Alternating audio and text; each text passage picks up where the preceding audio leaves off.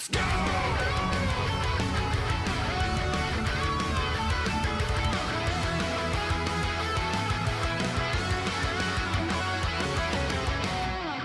Absolute massive 2xKO update.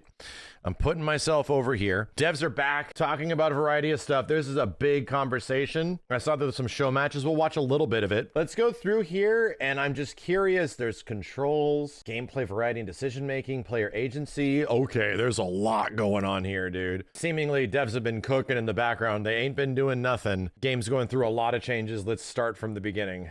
Hey everyone, it's Tom here. I'm here with Sean and Clock for a dev update on 2xKO. Last month, we announced that we're revisiting our plans for Alpha Lab 2. And after that, we know you had a lot of questions. You wanted to know what we've been working on ever since our first Alpha Lab last August.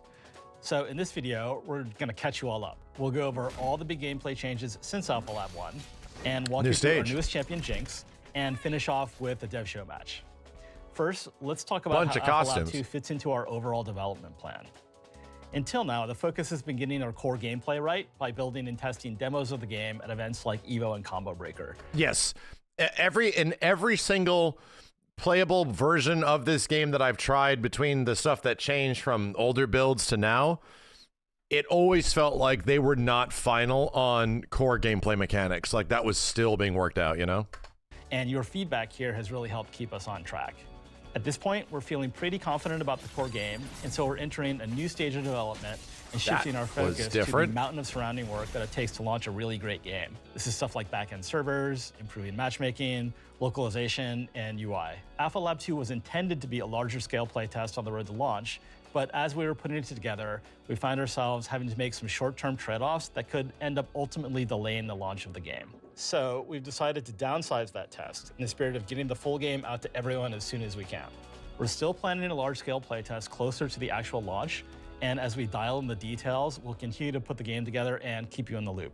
Since we know you're itching for news, for the entire rest of this video, we're just gonna show you all the things we've been working on ever since Alpha Lab 1. You ready? Let's go. All right, so I want to talk about the first of the 4 areas, gameplay and control simplicity.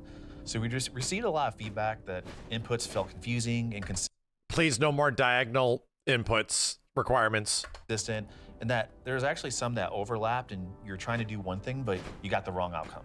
Yes. So what we did was we took a look at the controls and the gameplay, and we simplified and consolidated a lot of these things. Okay. I'm gonna start with the first one, launchers and anti-airs. So if you remember before in Alpha Lab 1, down heavy was your anti-air, and down forward heavy was your launcher.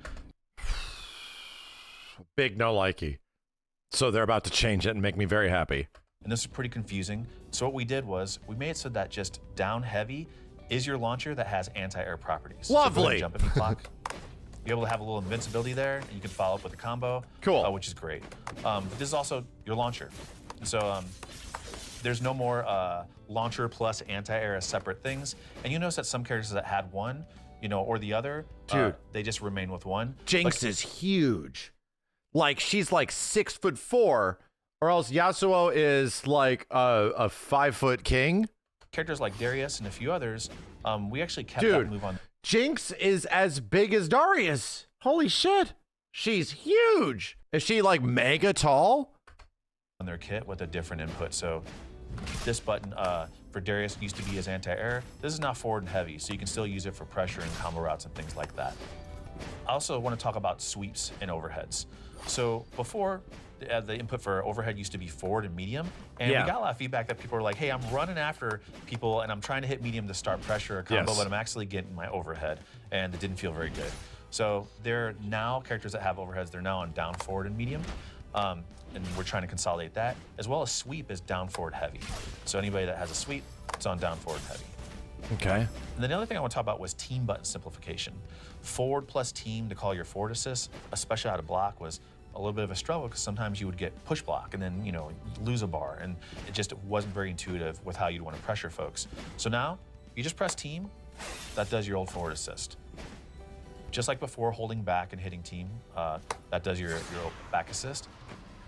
Then you might be wondering like, well, hey, how do I do tag launcher? Because I used to press team for that. Well, we want to make it consistent and easy to remember. If down and heavy is your launcher with anti-air properties, then down and team is your tag launcher. And so those are cross-teching, boys. Pretty consistent now and easy to remember. In Alpha Lab 1, you used to be able to hold forward plus team or hold back plus team to get a charge assist or a running assist. We removed that from the game except for in Sidekick fuse, which is a new fuse I'll talk about in a bit. But the reason we removed it was it actually led to some pretty stale gameplay across all teams. Where you sit full screen, you hold forward or back plus team, you send your assist across, and you see what happens. If it hit, you handshake tag and you do a big combo. If they blocked it, you handshake tag and you do pressure. If they jump, you handshake tag and then you jump and air throw or launch or anti-air. And then they're like, well, I'm just gonna hit the assist. Well, then you punch them with your point for hitting it. So on top of that too, it actually allowed for a lot of follow-ups that we really didn't intend for. And it just started to make kits a little bit more homogenized than we like. I'll give you an example, like Darius S2 knocks you really far away, outside of the corner. But with charge assists, you could just hold it and run across the screen and follow up. So again, it made a lot of the situations and outcomes pretty similar. So we're excited to separate that out a little bit. Looking at the next section, super input simplification. There you go. There we go, we got there. We heard a lot of feedback around down, being a struggle on some peripherals in particular, but even on ones that folks were mixed about. So we removed that as the input for supers and now made it a lot easier. Now the input is hitting any normal plus special. So for Super 1, I can do S1 plus L, and that will go ahead and do the super for Darius. But you notice I can do any normal with this S1 to get that super. So I can do M plus S1. I can do S1 plus. Ooh, these super screens look cool. They all give me that S1 super. Sean, what about S2 super? Oh yeah, S2 super. Same thing. So you hit S2 plus any normal button. So S2 plus L gives me that S2 super. Yeah, S2 that flash M, screen looks neat. I like it. Same thing. And then S2 plus H. This is important for us because, one, it's a struggle, we know, to do like down on analog sticks. But two, like you might have your button set up on your peripheral in a way where one normal might be better positioned to hit with that special than a different one. So we really want you to have the best way to get these things out. And that's, so it should be pretty straightforward and easy. Also, want to talk a little bit about ultimates. S1 plus S2, that does your ultimate now. Yeah, that feels like that always should have been that way, right? Just something about it always felt like it should have been those two buttons at the same time, and it was always weird to me that those two buttons at the same time didn't do anything. I was like, come on, that's odd. Why? These things should do something. You may have noticed just here that they cost 3 bars now. This is pretty important because we really wanted to make them feel impactful. Big and cash a out. little bit rare, and so when you see them, they hit. We've adjusted the damage accordingly as well, and also we also adjusted meter gain. And then I want to talk a little bit about happy birthdays.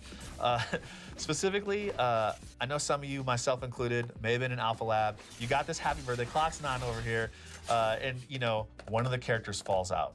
And if it's their point character and they punish you while you're still doing the combo, you're like, why did I get punished for hitting both of their characters at once? What is happening? That was weird. Here? So we reduced global hit pause and made some key adjustments to counter hit pause as well in order to remove some of those cases where the happy birthday would just drop unexpectedly. And to a similar effect, assists no longer enter the battlefield if the point champions hit before the assist lands. Those reductions actually make combos a little bit shorter and made the game feel quite a bit faster. One other thing I want to talk about here too was parry. So we heard a lot of pain around parrying a physical attack and then accidentally getting another parry afterwards, causing you to not only whiff that parry, but lose that meter and then get punched by your opponent. You're like, hey, this is a sharp reversal of fortune. Can we not do that? And so, so we took that out, of course. On physical hit, I'll go ahead and parry it. Finally, we increased input consistency in various advanced Damn, the effect on that's way better too. Like straight up, this. Like when you're took that out, of course. On physical hit, I'll go ahead and parry it. Yeah, dude, they made a big ass moment out of it. That was my, I think that was one of my early complaints, was that parry didn't feel special. It should be this like big ass flashy cool moment. It should be like a perfect parry, but it wasn't. It just sort of happened, and you're like, wait, what happened? You're hitting me now? Like, I don't know what the hell just happened, Now they turned it into a moment. Oh, again, another thing that was, I'm remembering back to my criticisms. The game lacked moments. The game was all combos, either offense, like the moments where the opponent got opened up, or the opponent didn't get opened up. Those were like the most moments you could get out of the game, really. And this is quite literally a direct response to that, which is an awesome thing that the devs recognize that from a visual standpoint and from like a presentation standpoint. The game lacked moments when there was combat outside of I'm being opened up or not. You know what I mean? That's a great moment right there. Finally, we increased input consistency in various advanced situations, like when you're double tapping and character canceling. So folks that were using those techniques should find things a lot more consistent. We made some changes to fuses and other core gameplay systems, based on a lot of stuff that we heard. And I actually kind of wanted to talk a little bit about new fuses and Pulse. Starting a little bit with Pulse, folks had a lot of really great feedback around it. You may have seen, the message I shot out last month, talking about, hey, that fact that's not a fuse anymore, and more specifically, folks wanted to pair it with like other fuses in the game, especially when they're duoing and bringing their friend onto their team. They still wanted to use a fuse, but maybe have their friend use Pulse while they didn't use it. We actually have it as a toggle in Champ Select. Anybody can turn it on and off at that moment and try it out. So let us know what you think. So let's get into Champ Select. Luckily, it remembers the last selection. So I'll go Yasuo. I'll go Darius. So you notice here at the bottom, it says Pulse Combo. So any of us can hit this button. You see at the top, the old Pulse icon appears, and that means that you have Pulse enabled. And just as a reminder, Pulse will let you mash light, medium, or heavy, and they'll go into like a short combo. And if you have the meter, it'll do a super. There you go. So they made the auto combo universal now. Yeah, you don't have to have it bound to an entire gameplay mechanic. There's still like much better combos to do out there, but it's a really great start if you want to get in there and have a good time and start to learn the flow of what these characters can do. Damn, dude, that Jinx art is awesome. Holy shit. We also made a small change to Pulse in which we still wanted you to be able to chain like light attacks. So you can hold back or down back and mash light, and you'll just get chainable light attacks and not the whole Pulse combo. That's cool. So I want to talk about 2 new fuses. The first one I want to talk about is Sidekick, which I'm going to have Tom and Clock pick and represent. And I'll go ahead and take Juggernaut. Fight as a single champion with enhanced powers. We're going to talk about those powers in a second. Oh, no. Well, first... oh, no, Mega Beefcake. Level 4 Sagat. Like, hey, oh, I no. want to learn this game, but I kind of want to learn a support role. I want to, like, help my friend, but maybe not, like, be the star. You know what that does? Does that intentionally, unintentionally open up 1v1s? Are they just allowing that? Where if you do not want the game to be a team game, you can just rock a ratio 4 character against each other, The game's about to be 1x KO. I'm for it, dude. I think that's kind of cool, right? Like, I think that's kind of sick. Show when I really haven't, like, taken the time to learn the game or learn a specific character and not have all that pressure on me. So we listened. And so, we came up with this fuse called Sidekick, where the character that you start with on point, they never switch out. However, your friend can come in and perform an assist. Oh, this is MK1 mode. Oh, shit. This shit will not be balanced. Like, you can technically play the game like 40 different ways or some shit against each other. 1 or 2 are clearly going to be way better than the others. Like, there's just no way. But still, the amount of options is amazing. Like, the amount of ways you can choose the game to be like MK1 or Strikers mode, That's really sick. There. They can also do charge assist. So you remember before I was like, hey, those are gone from the game except for Sidekick. So Tom, if you like hold the team button, see the old charge assist is back. Already they're hitting that synergy. Another cool thing is, this Sidekick can actually get up to 5 bars a meter. And so I have a meter maxed out now, but you see us both with 5 bars. For Sidekick, your point character gets a little bit of a health boost along with a defensive boost once they're at 20% or less health. 30%. 30% less health. Apologies. The cool thing is that the assist can perform a super in tandem with their point character. And so let's see if you guys can do that. Yeah. So I'm going to do my S2 super, Tom, and then you can just match your timeline. Dude, did they put in team supers? Did they do it? Super. We'll try. There you go. They did it! It's like practically a DHC. Could have been a little juicy there.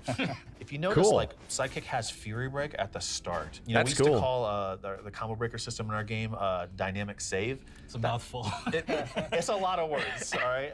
And so we now just call it break. When one of your champions dies, your remaining champion will get 50% of their break meter, and it will change to this new meter at the top you see called Fury Break. These two fuses, Sidekick and Solo, they actually start off with Fury because, of course, they don't have another champ.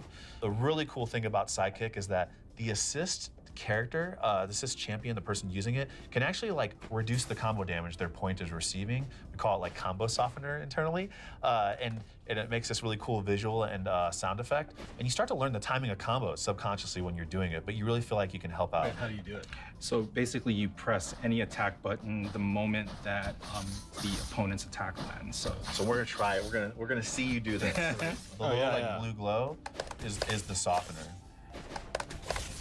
Ooh, yeah, ooh. a little too early, but yeah, you got it. Terrible. Yeah, you got it. All right. And so it's actually really fun to like learn the timing and help out. So you can damage negate through landed combos? Oh, this is your teammate doing this. Oh. This is actually your teammate doing this for you. Oh, okay. That's cool. That's a neat little amount of agency for somebody that's on like the secondary character. If you're playing 2v2 and they don't obviously get to play nearly as much as like the point, but then they get to do more stuff. It's legit support mode. Okay. What if your teammate's eating a cheeseburger? That way. Again, it's You just think of that? another way for someone to play a support role as a sidekick. Then I want to talk about Juggernaut. So that's the fuse that I have on my side of the screen. This fuse was one where we talked to a lot of players that let us know, like, hey, I really want to get into this game, but I really want to start by just learning a single champion. I don't even want to learn another champion to call assist or help out. Just want to focus really on one specific character and like learn him to the max. And when I'm comfortable, like start to branch out. As a result, we created this Juggernaut fuse, and you literally just have one champion. You start with them. You start with 2 meters, similar to Sidekick. There's a max of 5. You gain a health and a health boost, and you gain a defensive boost when you're at 30% or less health. You also don't have access to assists. You have access to Fury Break at the round start, similar to Sidekick. This one's interesting in that you can cast self double down, meaning you can do super into super or super into ultimate. Okay. I'll go ahead and show you what So that you get looks self like. DHCs. So we'll do this, and I can do S2 super. I did a little early, but you kind of get the idea, right? You pop it, wait for the juice to happen, maybe Hey, Sean, run up. I noticed like you're playing as just as Yasuo, but you picked 2 champs.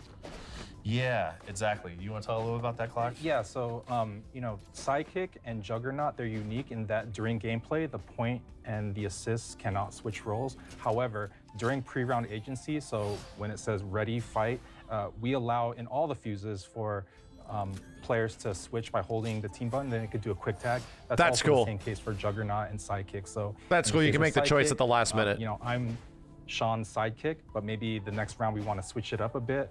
We can switch at the beginning of the round, and then I am the new point character, and then Sean is my sidekick. That's sick. You can same- do that in MVC 1 and MVC 2.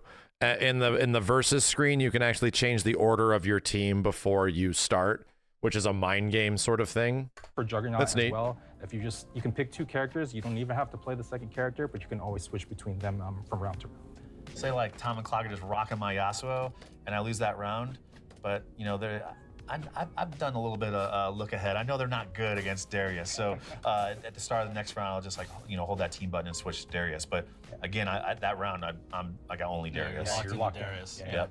Another mechanic that only Juggernaut gets access to, which is something we call eject. And so, because the team button has no assist to call, and there's no tag launcher or another champion to tag to, just hitting team causes this eject state, which forces their point character out and forces that assist character in, and now that's Oh, legit snapback?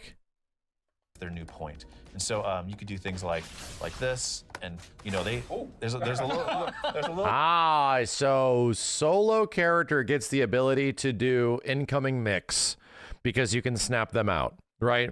Pretty much force timed incoming mix. I'm gonna guess like Clock's amazing. He got that block, you know. Please don't gas him up too much. Like, I won't be able to deal with that. But my defense. What can I say? What can I say? He does a good defense. But again, like, you know, Juggernaut was just something that we really wanted, like, folks to just focus on that one character and get in there and get in the mix. And so you also notice, again, it starts with Fury right out the gate. And again, we'll talk a little bit about Fury later. The next thing I want to talk about was Limit Strike. So again, this is along the lines of really just enabling y'all to have some really interesting decisions in all kinds of situations at various points of the fight. One of the ways our combos work is that if you do like what we call like a major reaction, like a ground bounce or a wall bounce or a tumble, you do one of those in a combo, you don't get another one. So if you try to do another one, it just ends the combo. But now, depending on what you end the combo with, you get a little bit of a bonus on top of it. So I'll give you an example. If you end a combo after you've already done a reaction with a ground bounce, you get extra damage. If you do another wall bounce, you get extra meter. So you see extra meter bonus pops up on the bottom left. And if you do like another tumble, if I was good enough, it does a hard knockdown.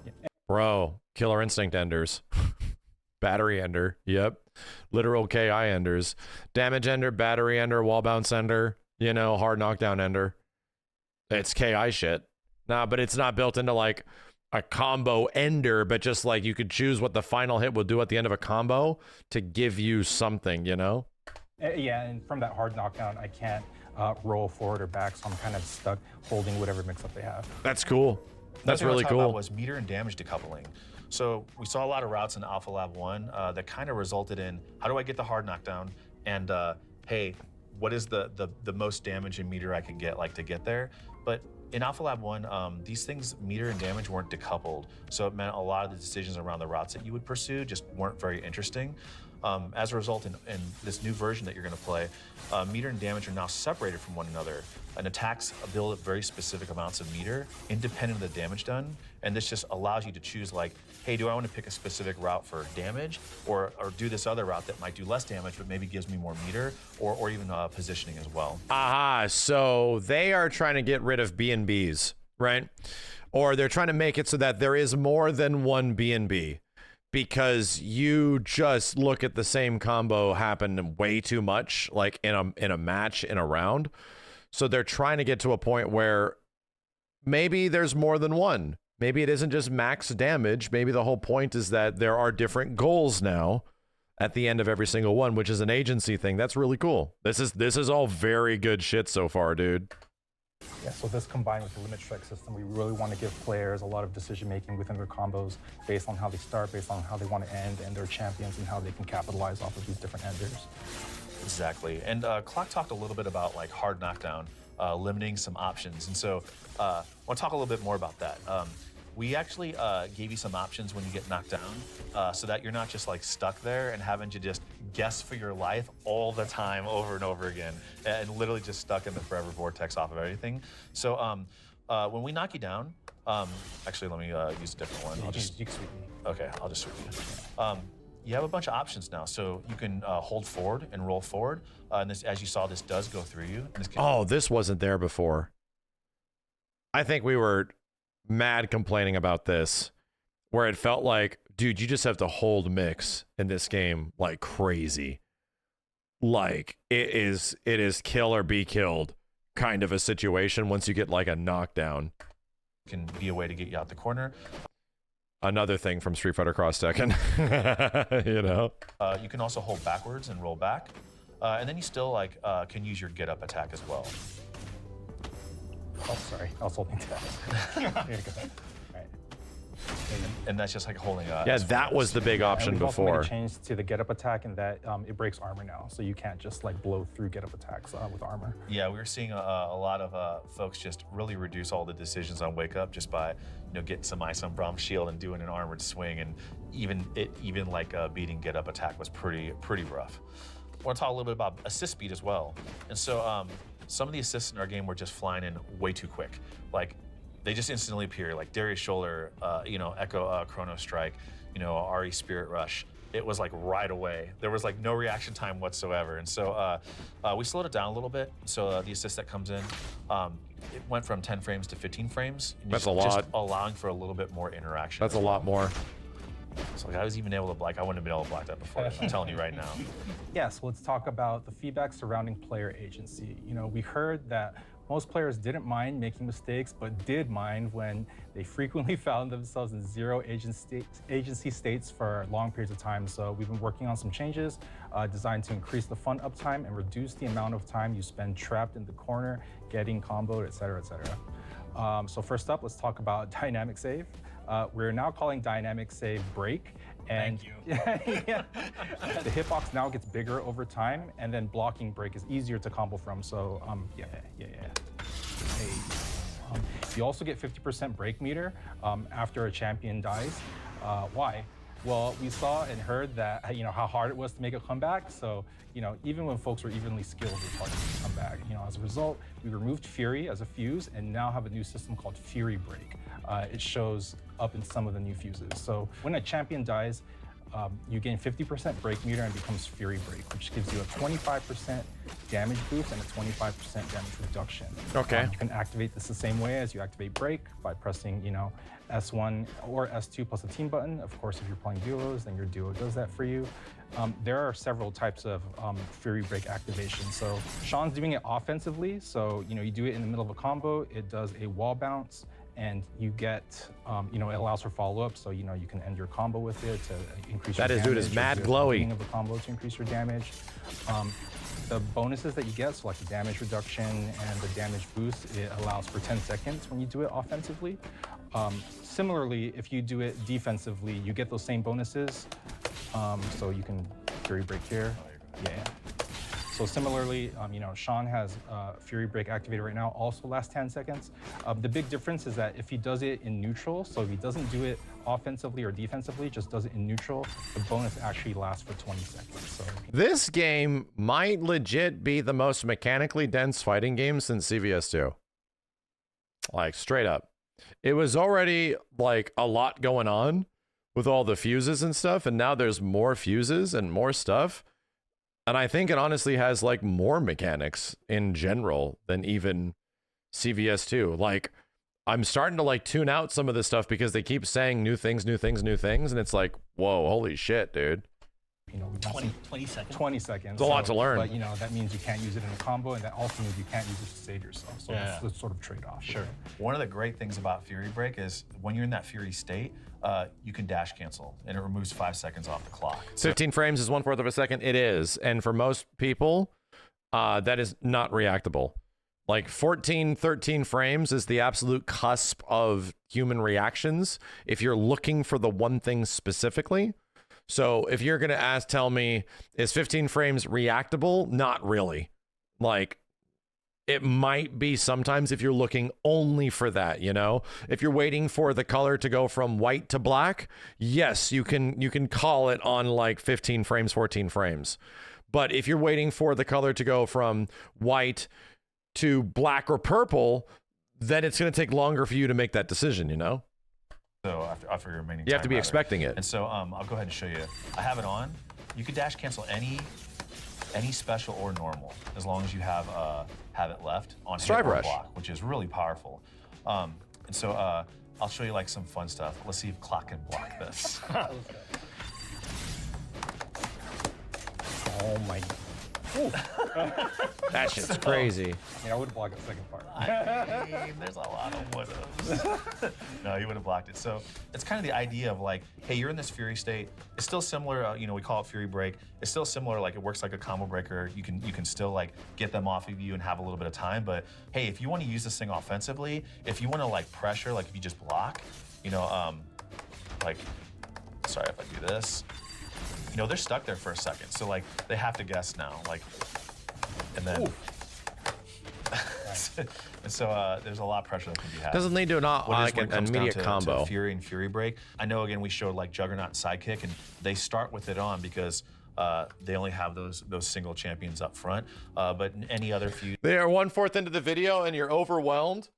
Well, so there's a reason why you're feeling overwhelmed, and it's because this game's not out, right? You're not familiar with its mechanics. You might not have been familiar with everything in the previous beta.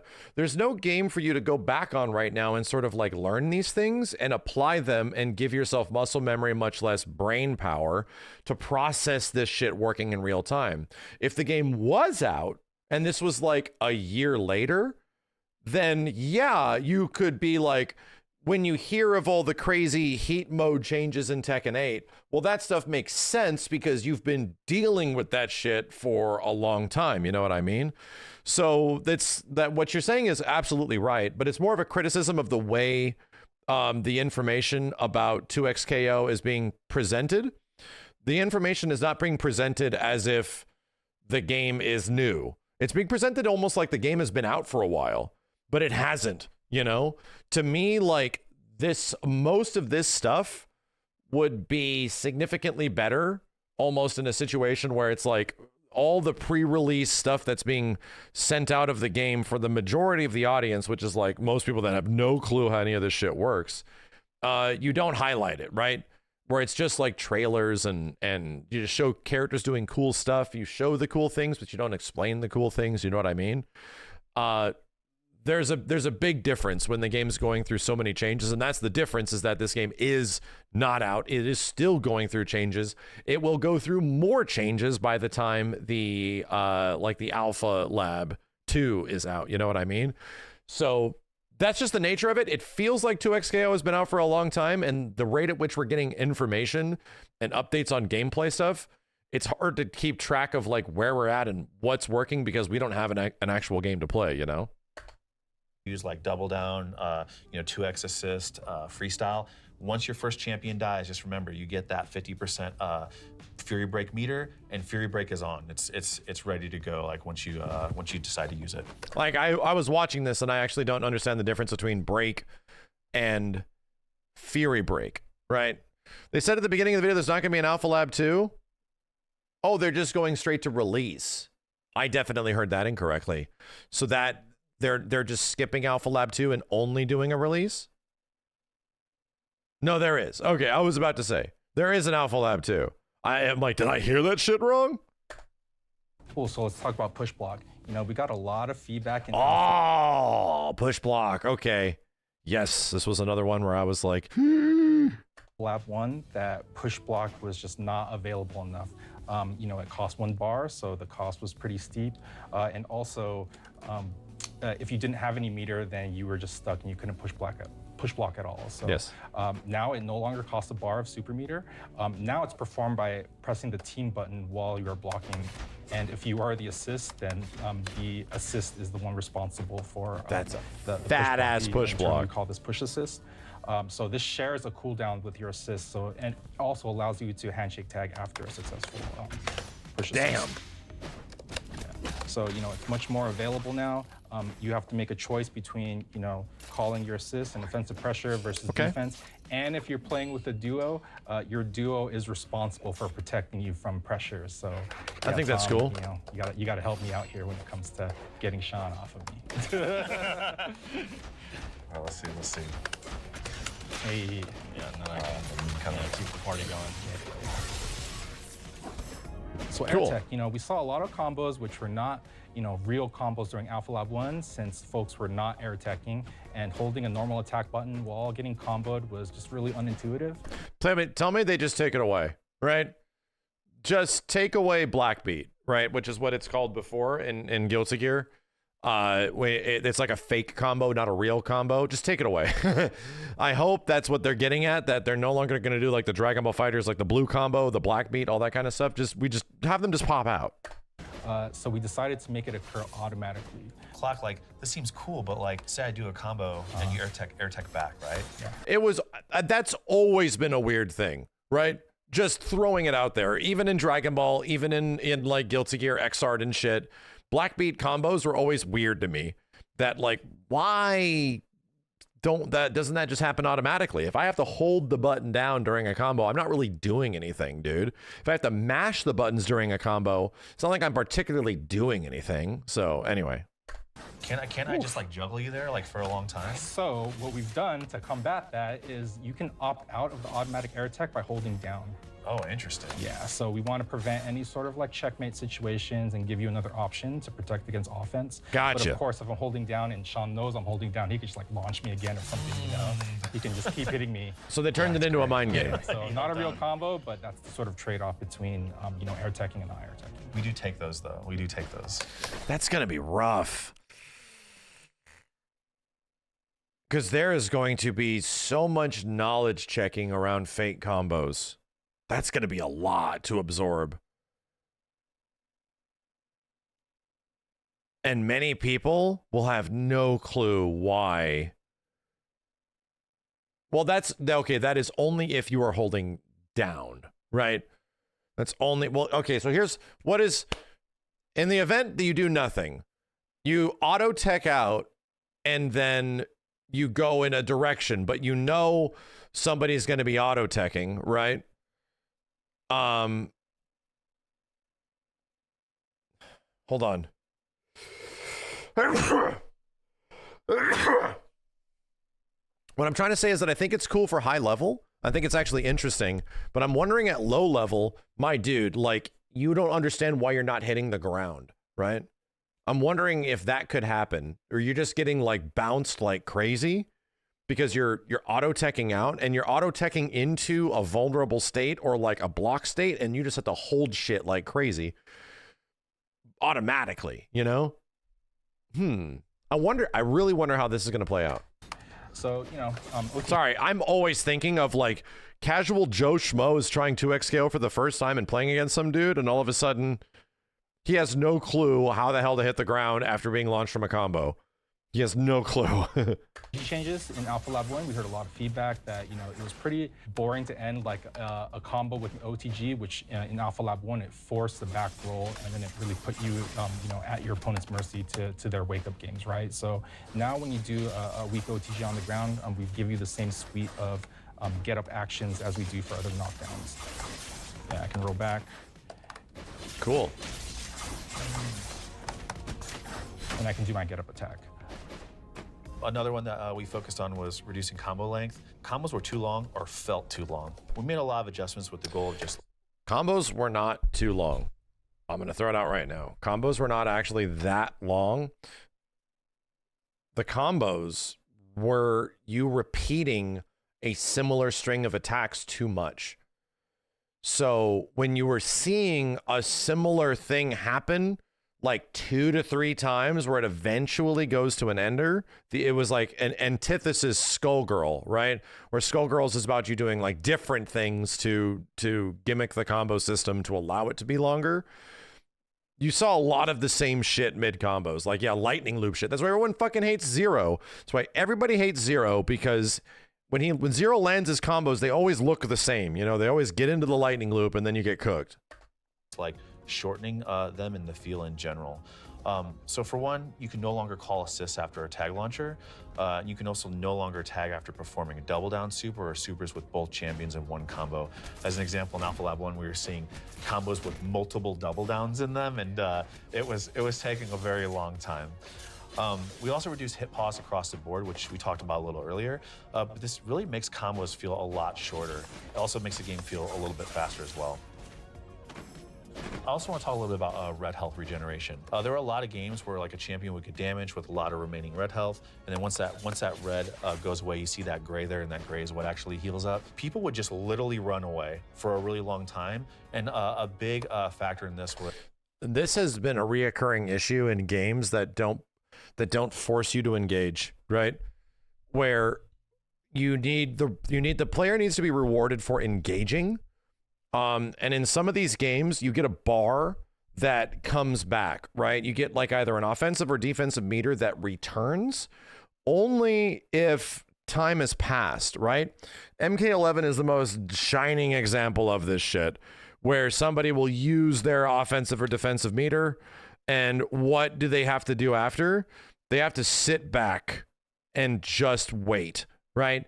The ideally you finish the combo and do all the cool shit, you just cash out all your damage. So what do you do in MK11? You literally walk backwards until it recharges and one comes back. It's brutal, dude.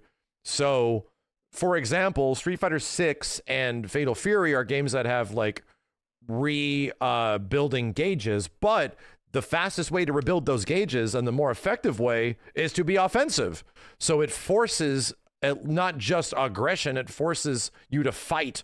Like, and that's a good thing. Like these things have been, I get it. Games can be defensive. Games can be focused around footsies and patience and waiting. Don't get me wrong, but in the past, there has been several fighting games that want you to fight each other. And I'm going to tell you right now, almost every single of the major fighting game developers do not want you to not be doing anything. There's a reason why Tekken 8 is the way it is right now, is because it was disincentivized to attack. Like, attacking was dangerous in many of those situations. So there was a lot of fishing, if not very, very small Tekken being played, because you could not, you know, commit to anything because the reward was so heavily skewed in the negative, you know? So as developers, you have to understand most devs want you to fight each other, right? Devs want you to engage. If it feels like you're not engaging with each other on a fundamental design, that game is doing something wrong, right? At the highest level of the game, when people are playing it for money or competitively, if you're not fighting each other, like, and you're waiting for the engagement to happen, and it's way more incentivized to wait for that engagement, devs will be pissed. They're going to start looking at their game going, where did we fuck up, dude? Like, okay, so what can we do about this? It makes them big mad most of the time. Was not just how easy it was to run away, you know, but mainly just how long it took for that health to regenerate. We made a regenerate at a speed which just allows players to get back into the action faster and make a decision where it's like, hey, like this player's gonna come online pretty soon. Like, let me get back out there. And then I want to talk a little bit about dead assists. Dead assists? What are you talking about? Well, a big change we made is really allowing you to use your assists after they've been KO'd. You see Echo off screen only has 2 bars. So even though Echo's KO'd, Tom can still do assists, can do super assists. So he's still very much in the action. And we've actually just found that a lot more fun. And when you combine that with him being able to like push block with the team button, there's a lot to do, even if you accidentally get KO'd early. Or are you going to go ahead and use this super assist? You're going to use it now and clutch out the round? You're going to waste it, and then your teammate's going to be like, oh my God, you should have saved it for the next round. Now that's your decision. That's you, and then that fight is yours to fight with your teammate as well.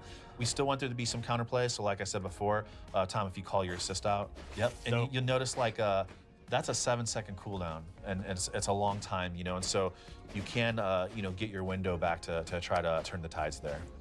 Finally, we felt like super jumps were too predictable and also received similar feedback in that vein. So as a result, we allow you to hold forward, back, or down to drift in these directions for a super jump, allowing you to keep your opponent guessing and have, you know, a bit more freedom in how you navigate a number of situations. So this is my regular super jump right here, right?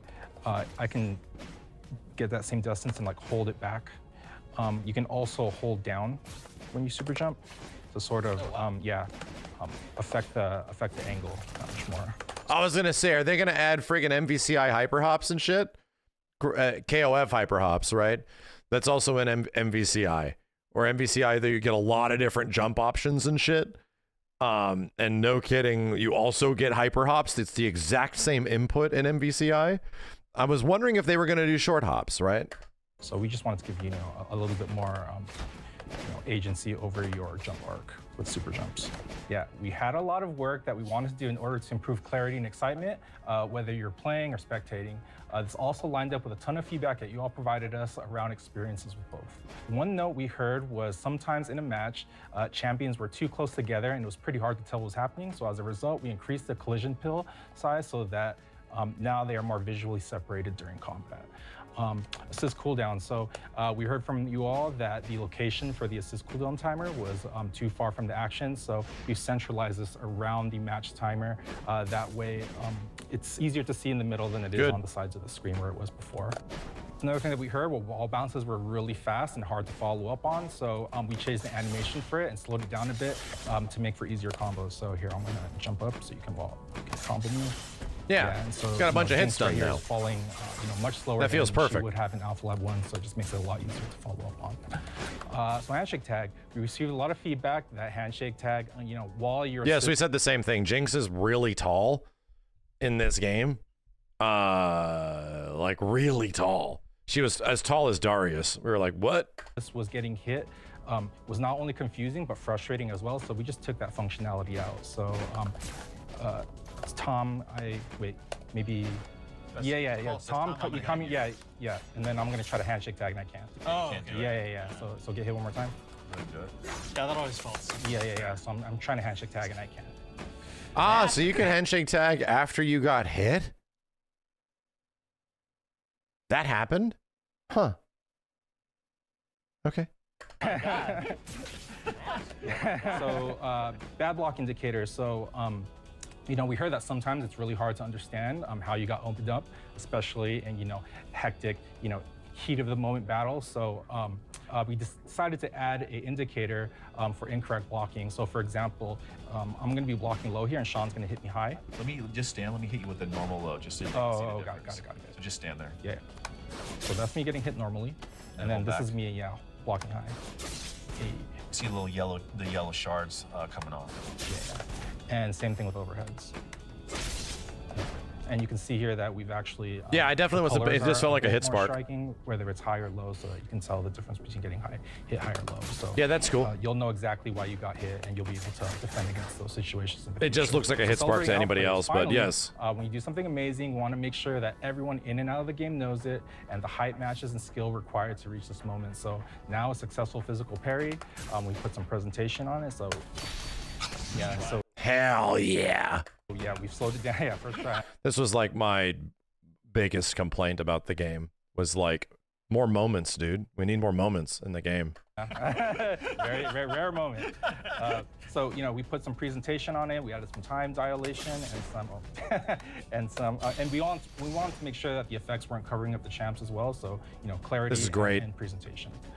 Similarly, we've added new presentation on the moment when you punish a retreating guard. So yeah, you block high and then.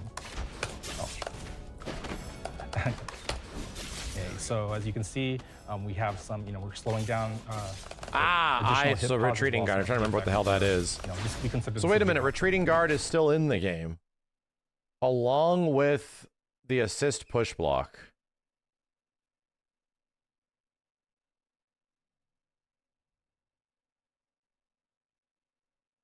Okay. That's a lot of push blocking. Yeah, it's also pretty cool since you have a little bit more time to hit confirm and see what you want to do. Yeah. So I'll show you. No, I'm just saying, like, retreating guard was acting like the push block, the meterless push block for the most part, right? In a reverse direction. But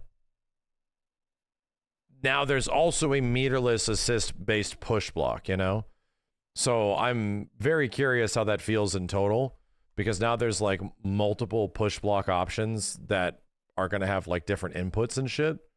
Now there's like many different functional push blocks outside of like whatever buttons they are. There should be 2 buttons while blocking, and I'm pretty sure that was the what's it called? The retreating guard. So I call Darius to do something special there. There we go. Yeah, we got there. Cool. Yeah, so it's presentation, clarity, but also gives you a bit more time to confirm. As you guys have seen, like, Jinx is our newest champion. We are super excited. She is our take on a zoner character. It's really important that we have a broad variety of archetypes, and this is our first true sort of keep you out and frustrate your character. She's like a genius inventor. She's created all these gadgets and damn, this is some cool looking shit. And whoa, keep you at bay and frustrate you. She's all about disruption, chaos, explosions, and just has a lot of fun doing it. And her game plan is basically to kind of cover the screen with garbage and stay one step ahead of you, frustrate you, confuse you, and yeah, just take you down that way.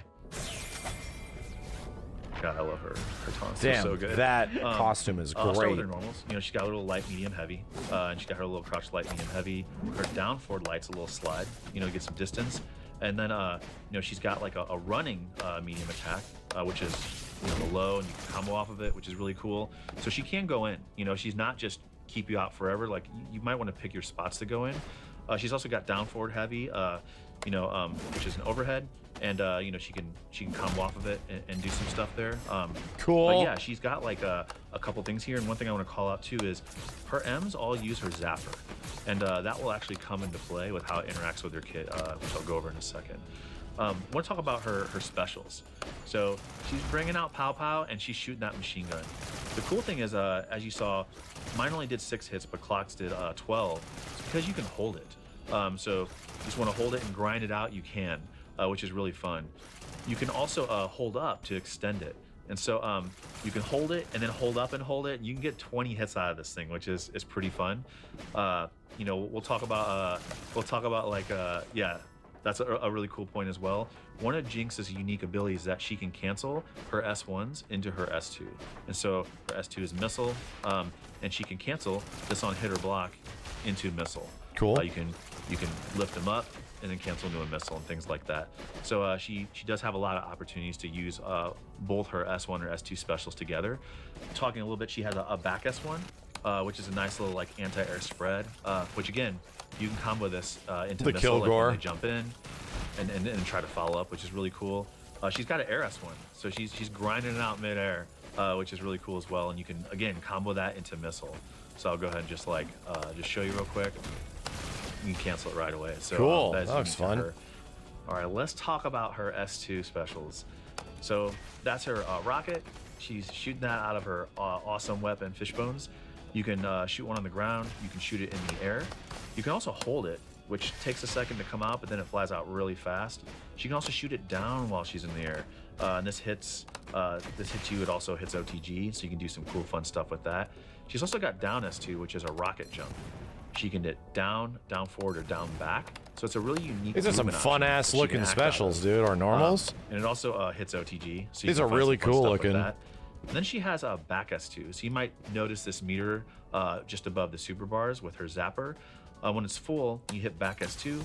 She shoots a zapper projectile, and this thing lights you up, electrifies you, and you get a free follow-up. I know you're trying to go for that zapper combo. Yeah. Look, we definitely got that on tape, all right? Also, I want to talk a lot about like her traps and how her kind of kit like revolves around and interacts with them. So the first thing is she's got chompers. You do this with forward S1, and you tap it, and it has this little patrol of like front, back, and then after a bit of time, it explodes. Again, for counterplay, if you hit her or she blocks, like it goes away. You can also just knock that thing away with projectiles or attacks, and it'll disappear. Then she can also hold forward S1 and throw the chomper, and that's actually really cool. You notice the eyes are completely off when she's throwing it. Is not active. So go ahead and throw it at me, Clock. So even though it hit me, it's still on the ground active. But then once it's active, if it touches you, it's gonna lock on. It's gonna explode after a little bit of time. Cool. So the name of the game is like, do you put it out? But then do you use your buttons in really cool ways to get it over to the opponent? Right. I love it. And so like when you look at this like Crouch M, or you look at this S1, there's a lot of ways you can interact with chompers. Yeah, you could do stuff like that. That's actually ridiculous. You can also swat it around. That's cool. Heavy. Yeah. Oh yeah, exactly. And so, and another really cool thing too is her assists. Speaking of chompers, when you do a team that calls chompers, and you notice it attaches on block even, and they have to like, you can parry the explosion, but it's something they really have to pay attention to. And then of course her back assist is her S2. Was that a parry attempt that I saw there? Maybe. That's yeah. Okay, let's see. We're gonna give you a chance. Okay, we got there. That's like one of her little traps. Another one is monkey. So you do this with down S1, and she puts this monkey out, and it'll go across the screen. And once it reaches the champion, it explodes the enemy champion. These traps look really cool too. You can hit the down S1 again, and she can raise or lower the height, which is really fun. And as Tom mentioned before, hey, hitting the chompers with like, her specials and normals, you can do the same thing with monkey as well. You can smack it. They kind of bounce into each other. Why are people talking about skins colors and Jinx needs to be shorter? Why are we talking about the Jinx needs to be shorter? Because, dude, next to Darius, she's as tall as this fucking Herculean man. She is literally as tall as the absolute brick shithouse biggest motherfucker. She must be 7 feet tall, right? Like, she's really tall. She's towering over characters like Echo and Yasuo. Like, really tall. She has like Bayonetta legs. So just don't move. Sorry. So Darius is 6'5" in lore. Like this. Then she has to be like 6'4". A second. Ooh. Jeez, that's so sick looking. So there's a lot of really clever things you can do with it, like, and it really depends on your timing and how you execute there. But another cool thing that you can do with the monkey is that you can actually charge it with your zapper, and so that's your zapper special, you know, under with the bar at the bottom of the screen, but also your M button. So let me go ahead and show you what that looks like. So if you hit it, it actually like gets charged, it goes faster, and then it's gonna like quickly electrify them. You get a combo afterwards, which is cool. Really fun. Same if you do this with the zapper. And maybe that hits, maybe it doesn't. Sound effects are great too. You can time it better than I can. But again, this one's a little interesting. That's really durable. Projectile, so if you just you hit it with a normal attack, it'll kill it. But try to shoot rockets at it. Yeah, so the projectiles just push it back really, and so that's one of the strengths compared to Chomper's, which just gets destroyed by everything. And so I want to talk a little bit about her supers. So her S1 super, which you remember, it's S1 plus any normal. So we're gonna do S1 and L. She puts this big rocket in there, and a bunch of fireworks occur. So a really cool thing you can do is you can just like run up and do like light, medium, heavy, hold S1, up S1, and then do her S1 super and get that rocket. That's such a cool animation. And this is a really fun super because if you can get them in the sweet spot of the explosions, it does a ton of damage. That's such a cool looking animation. You know, it's good to catch jumpers. And another thing I want to talk about a little bit as well is her S2 super. So this one is she takes that zapper and charges it and shoots a big beam.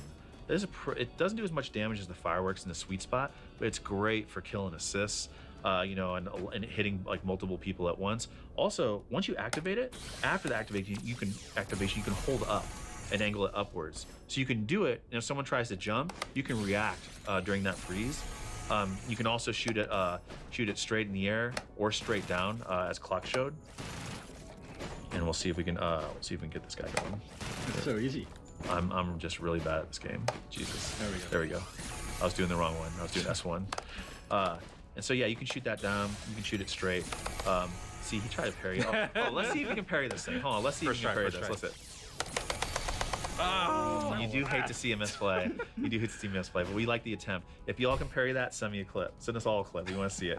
And you better not whiff at the end either. It has to be like a parry and a punish. That aside, though, there's a lot of, as you can see, there's a lot of utility with the beam.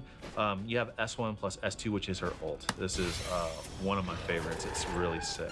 So she hits this button, lets it rip, and this thing comes down and it explodes and does a lot of damage. The really cool thing is it kind of tracks the opponent's location a little bit, and so good looking. That super mega death rocket. Did she have a voice when they showed her in the trailer a while ago? Its height doesn't change, so if like they're in the air, it will hit them in the air as it's falling, which is really cool. We'll see if we can maybe manufacture that. She did. She doesn't. Voices are just muted for this. Oh. Yeah, so you see it brought Clock down. Odd. Which is really cool as well. And yeah, I showed you a little bit of the assists. I do want to show you the super assist, which is pretty cool. So she shoots a big spread. And you know, some of our super assists, they do look like existing supers in the game. But you know, sometimes we want it to be a little bit different. And you know, we're definitely experimenting with a lot of different shapes here. 'Cause it's a pretty fun moment when you come back and the assist helps and gets through it. And so we'll go ahead and reset. We'll go ahead and set the health. So I can show you a little bit about like a couple combos, maybe just to kind of like get the juices flowing. I'll go ahead and start with a really fun one that uses a couple of her traps. So you can throw the chompers out, throw this out, zap, wait for it to explode, throw it out, hit the beam. Let's see if I timed it right. Oh, I messed it up. I did double double down. I was mashing. It takes a bit more precision. It does take a little bit more precision. I do have to double down. We'll give it one more try and we'll see if we can do it. Let's see if we can try it. Okay, so we'll do this. We'll do this. That. Wait for the chompers to explode. Throw it. Beam. Is that gonna hit? Oh, I know what you guys are talking about. Too soon? I did it too early, but The but beam has no like hit effect yeah, absolutely. on So, the one opponent. cool thing you can do is like I said before. So it doesn't look like it's landing. It's hard to tell if they're blocking it or not. You can do something like that where you can do a rocket jump. Yeah, like when she's currently taking damage. Do something like that. This looks so cool. You can. Yeah, like there's nothing. There's not enough happening around them, you know. Rocket jump immediately. I Like, see what you cancel mean. that into her Air S1 and then go right into the laser. Yeah, one of the bread and butters I use is just sort of like a mid-screen combo that I showed earlier, which is oh, wrong super. Is that gonna hit? I don't think so. But you can do it with yours after it's charged. Oh yeah. Let me go. Yeah. So it's just like light, medium, heavy, full hold, cancel on a rocket, zap. Into zap, if I was a little quicker, should we get the full? Oh, we got the full. We get the full. Let's see you do it. I'm gonna aim it up. There you go. That's nice. Square. I'll go ahead and yeah, like the one I think is the most fun is really just like light, medium, heavy.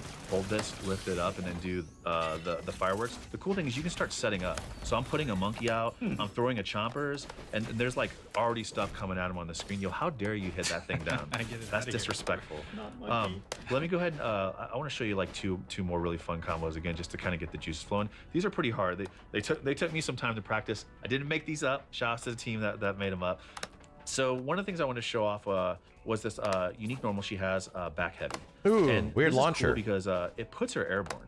So you can shoot a missile right after it. You Oh. can do a lot of really cool stuff after it. So I want to kind of show you one thing that's cool. And we'll see if we can get it here.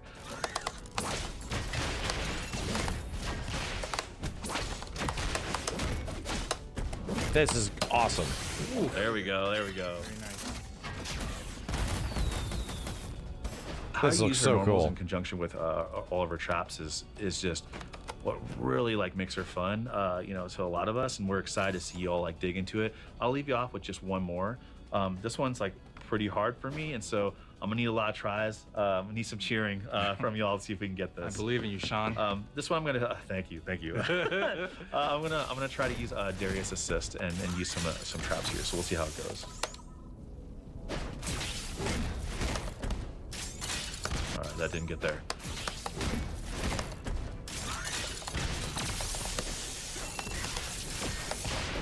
Oh my God. Wow. Let's go. Let's go. All right. So, I'm glad I got that. I'm glad I got that. That I'm shit's sweating a pretty little bit. sick. You know, shouts to the team. Loving how Jinx looks. There's just so many crazy interactions. So here's the thing. Cut that combo in half. Make it like the funnest part of it. End with a super. It's a trailer combo, you know? It's a straight up trailer combo. I feel like we needed to see a trailer of her doing all of this kind of crazy shit, and she has like the kick launcher combo, like all that, boom, launching this into that. Like we really needed a full trailer showing off like all of this stuff that I don't really remember seeing in the initial reveal of her, you know, like an actual character trailer really focusing on the character and like spending time showing all of that shit, you know, with voice and all that stuff. Interactions that you all can come up with here. Because now it's like not everybody, the general audience is not going to watch like a gameplay update thing for a game that's not necessarily out yet. They're still waiting to be sold on it. So to me, it's like there needs to be a trailer like really showcasing that shit for these characters. Can't wait to see you just like really break it open. So should we like play some matches? Hell yeah. Yeah, let's do it. Some matches. Yeah, I was figuring we could actually do this in the new ranked lobby that we're cooking up. Everything we've run through today and more will be available in Alpha Lab 2. That playtest is going to run from April 18th to 20th in the United States, Canada, and Brazil. We really want to know how these changes are landing for you compared to Alpha Lab 1, so be sure to tell us what you think if you're invited. As we continue to put together this game and understand our path to launch, we'll be sure to keep you in the loop. So stay tuned Whoa. for updates when we're ready. Can't say exactly That's when that will cool be, but I looking. promise Holy we're gonna shit. keep you guys well informed as we understand more. For now, let's go to those show matches, huh? Let's go. All right, thanks. There better not be rules to this. I wander, but you are lost. Hey! Let's go! Yeah, I just want to look. With the knowledge of like this, like we absorbed about 75% of this stuff in the first, in the presentation, right? I see. There's a bug going on there with the outlines.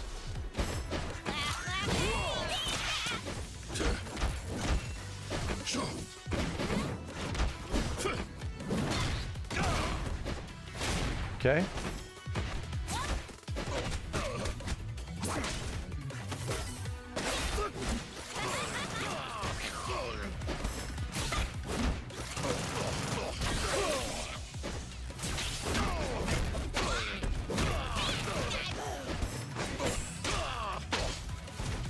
Ooh, the UI now shakes with that stuff. Cool.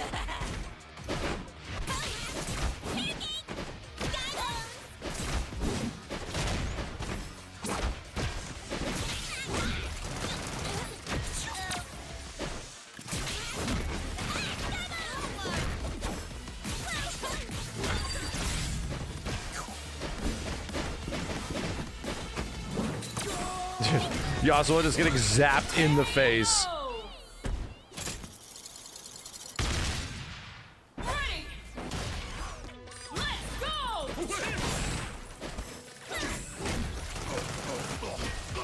Get him if you got him.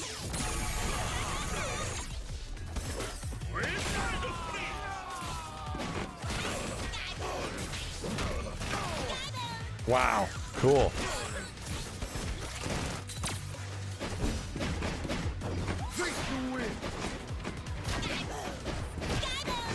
Yeah, sit behind Tornado and just zone like crazy.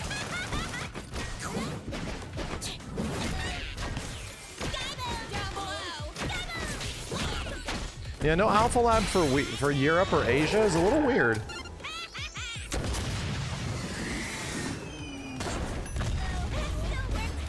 Explosion looked cool.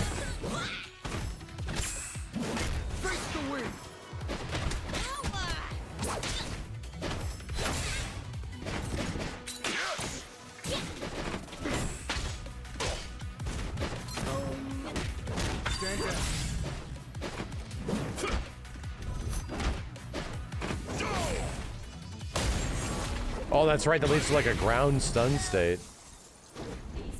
Until I shoot him. Then they can. That is a cool costume. Wow. No. Too many guns? More like not enough arms. Hey! Let's go! Wow. Wow. Beach costumes.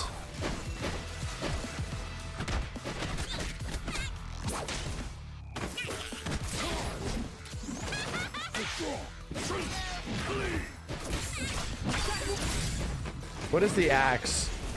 It's like a weird balloon thing.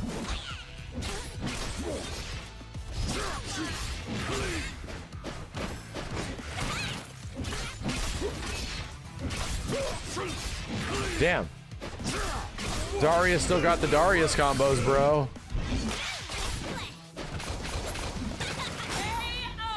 Still got the Darius combos. Hey! Let's go!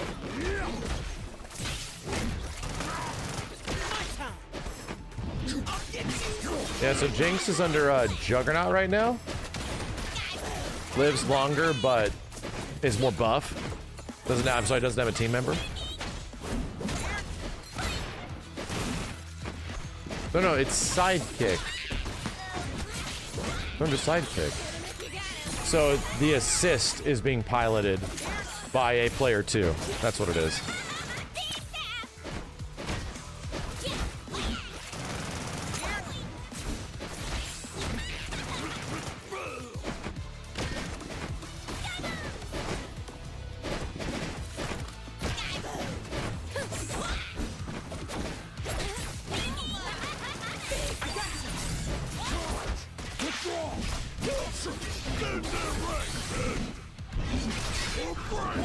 Thunder rain.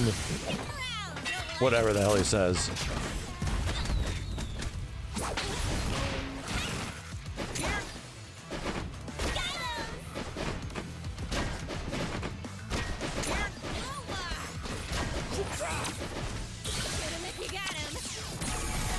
That is going to work? Wow. We need Gangplank. Hey, my friends have told me bogus ass names of League characters because I don't know anything about League, and I believed him. He's like, hey, can we put in Gorlak? And I'm like, I don't see Gorlak on this list. Ain't no way Gangplank is a real thing. You can kiss my ass.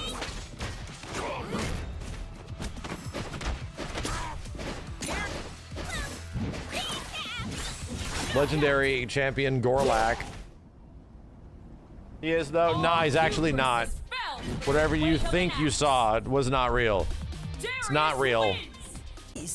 Shooting them won't solve my problem. Damn. Kenshi Ilaoi?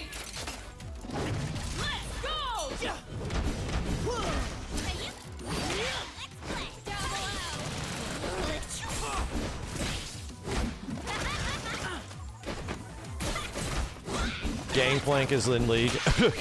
Yeah. Sure. I'm sure.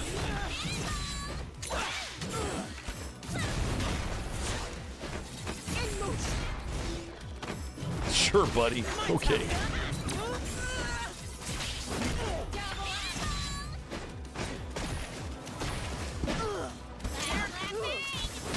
Whoa, at that Echo costume. Holy shit.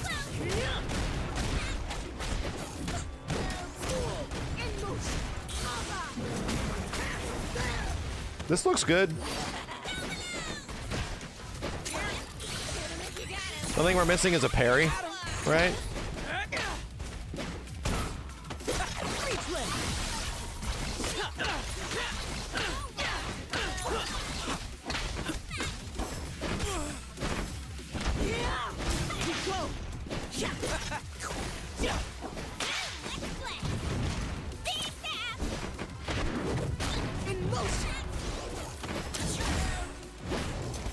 Game is moving very quick, you know?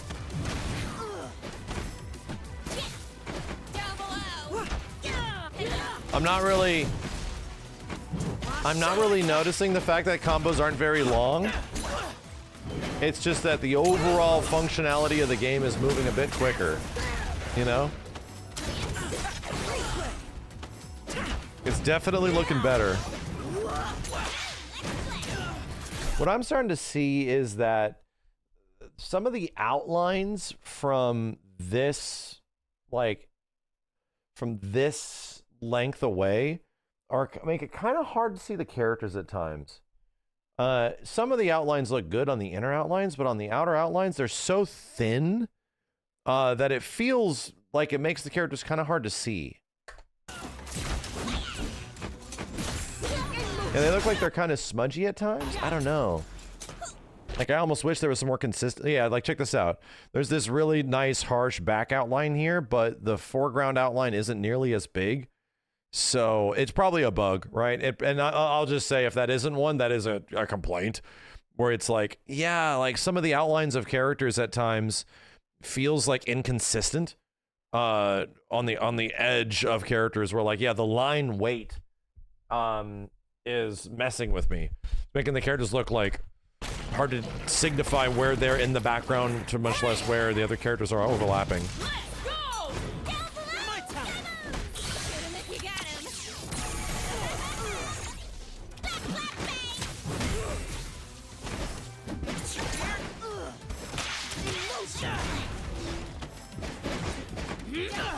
These are all new costumes, yeah. Like, all these are the cosmetic things they're probably going to be selling to actually make money on the game, you know? Because right now the game just costs a whole bunch of money, and it's completely free. Until said costumes will cost money.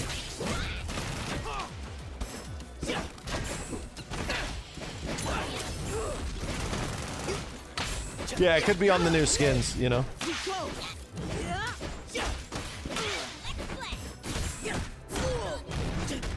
$20 costumes. You know what?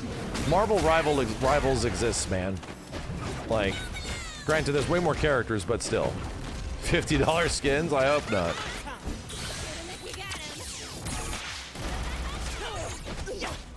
How big will the roster be on launch? I think we know. I think it's confirmed earlier today that the roster is going to be 10 characters, which is not a lot. That definitely feels like sort of like an early access 10 characters sort of situation. You know? So, 10 is very low. It is. It is. It's more like a commitment that they're going to be adding more characters over time, and you're going to come back and check that kind of stuff out, you know? They said they want to push the game out so people can just play it. Yeah, I think that is literally the idea, that they could push it into 2026 at some point and get like 15 characters, you know? And that's true. The variety of fuses and stuff will change the way you play the game a lot. It'll have a pretty big impact on how every character plays, you know?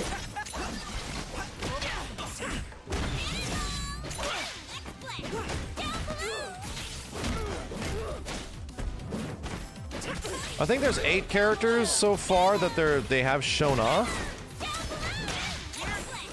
Right?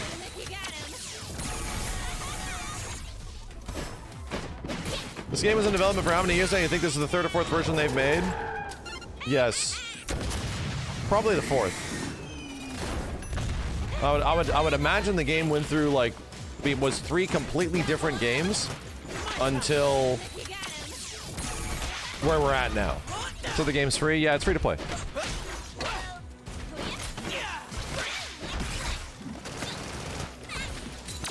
These Jinx combos are cool.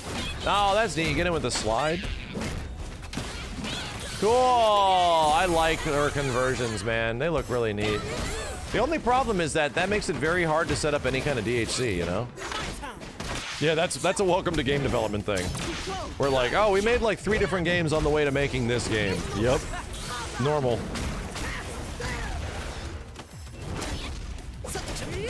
Yeah, originally this game was like a Street Fighter 4 clone. Will you play this, please? Dude, we've played it. Like, we played a whole bunch of it. The problem was that in the first beta, everybody kind of stopped watching because everything looked really samey. And they're, you know, tackling a lot of the issues that, from a presentation standpoint and a viewer, were plaguing the first beta, you know?